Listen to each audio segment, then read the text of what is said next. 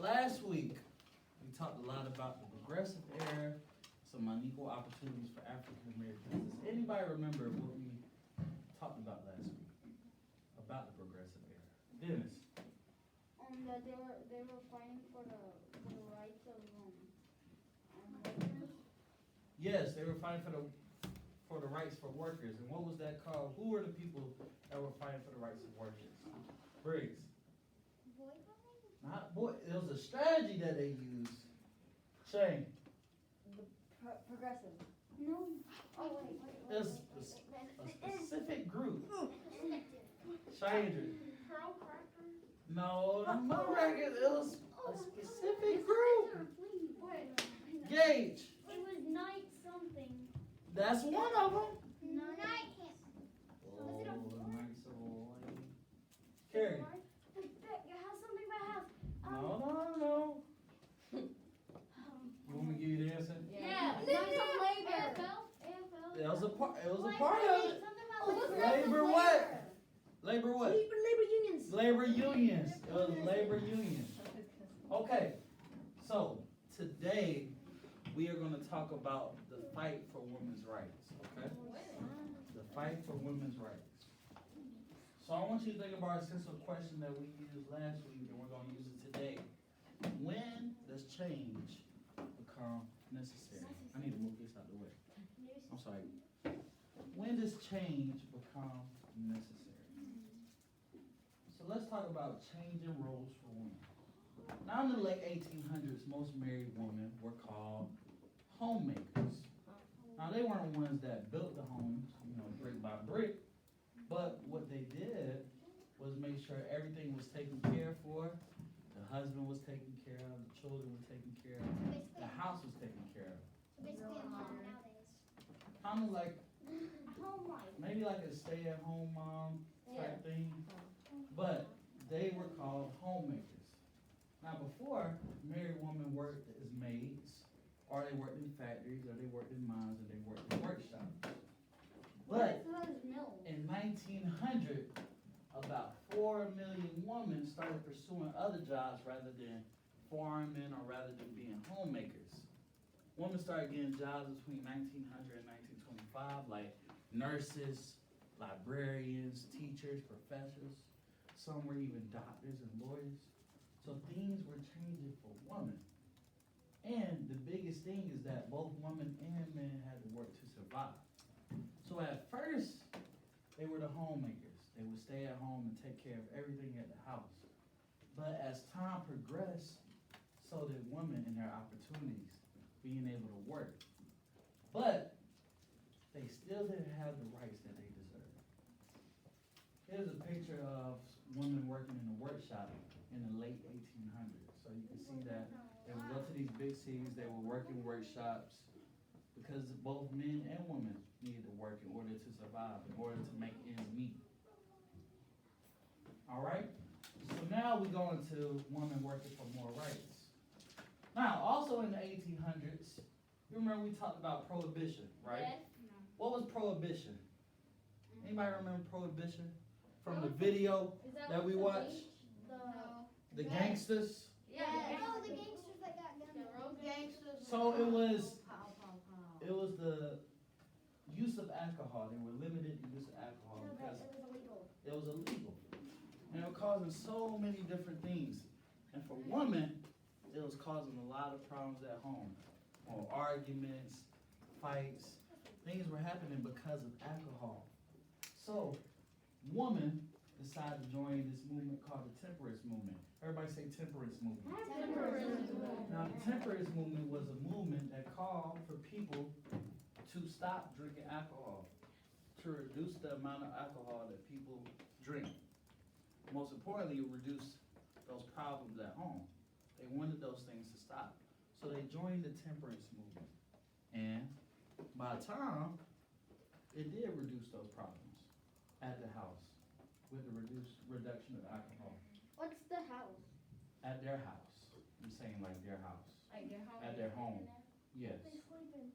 So also during that time, women realized that they needed to gain more rights. So in July of 1848, two women's rights leaders named Lucretia Mott and Elizabeth Stanton organized a meeting in Seneca Falls, New York to discuss women's rights. Now, at this meeting, they had a lot of things that they wanted to talk about pursuing for their rights. So there's about 12 things that they voted on. The 9th thing that they voted on was women's right to vote. 9? And so they believe the 9th thing that they voted on, there were 12 things that they voted on during this meeting. The 9th thing that they voted on, the 9th item, was their right to vote.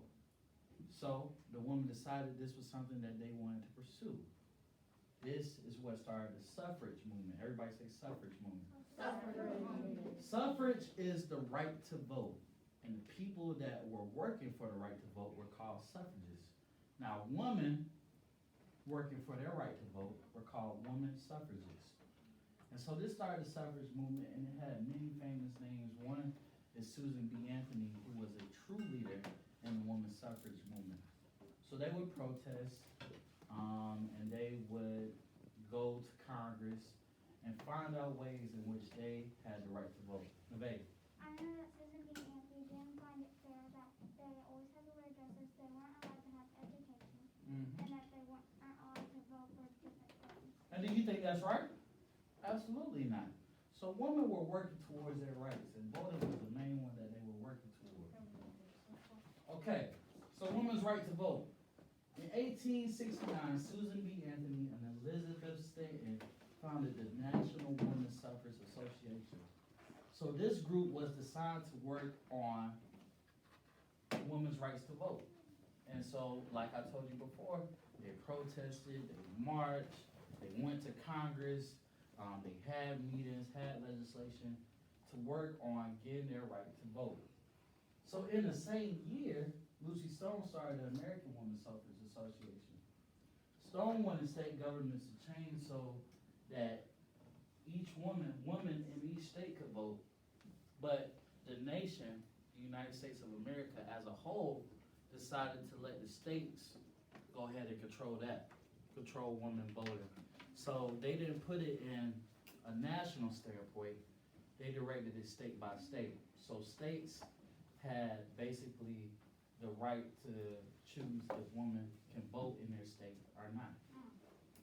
And in 1874, the Supreme Court ruled that being a U.S. citizen did not automatically give women the right to vote.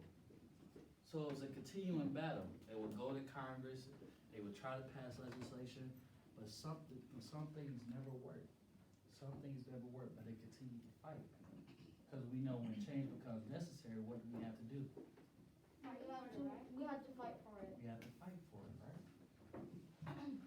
How would they fight for it? Would they just like set up a meeting? It's kind of an example right here. Protest. They would protest. They would set up meetings.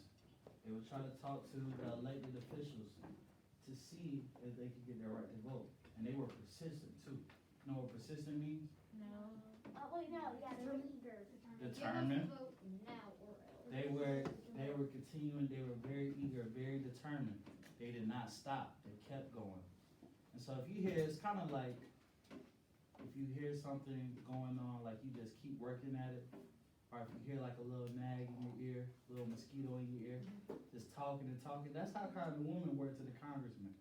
And you know, it's like, oh man, I gotta get this mosquito away from here, I gotta do something about it.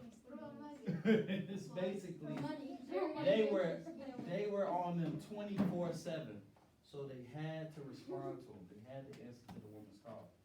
All right, Kerrigan, you got a question? My Okay. master's broke. Oh man. That's like 5 masters. No, it's because Miss Williams said there's something. It's probably because of the math. Try to double mask. I guess the math. All right, so the 19th Amendment.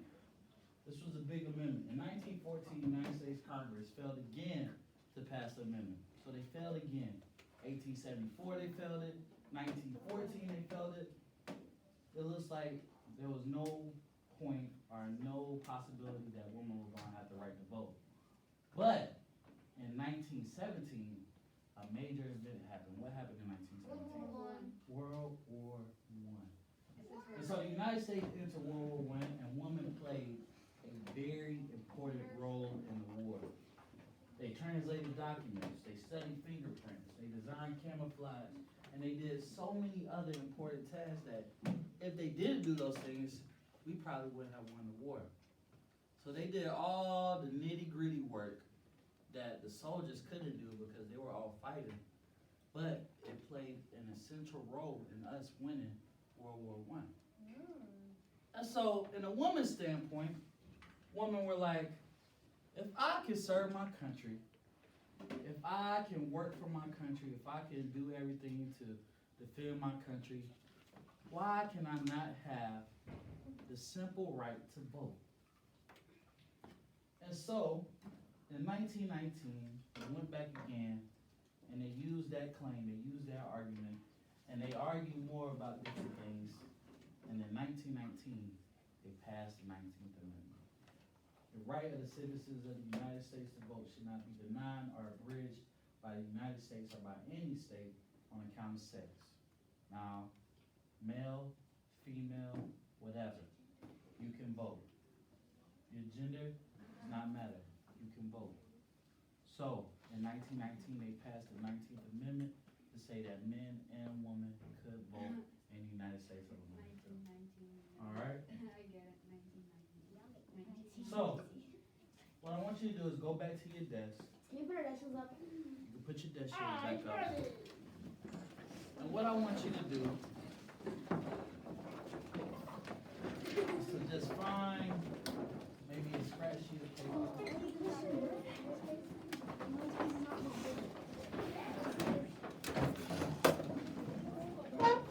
Now, I want you to talk about why, yes, scratch sheet of paper.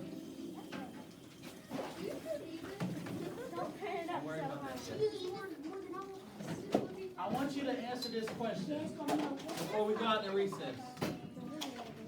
Why was the passage of the 19th Amendment important? Oh, the passage. Yes.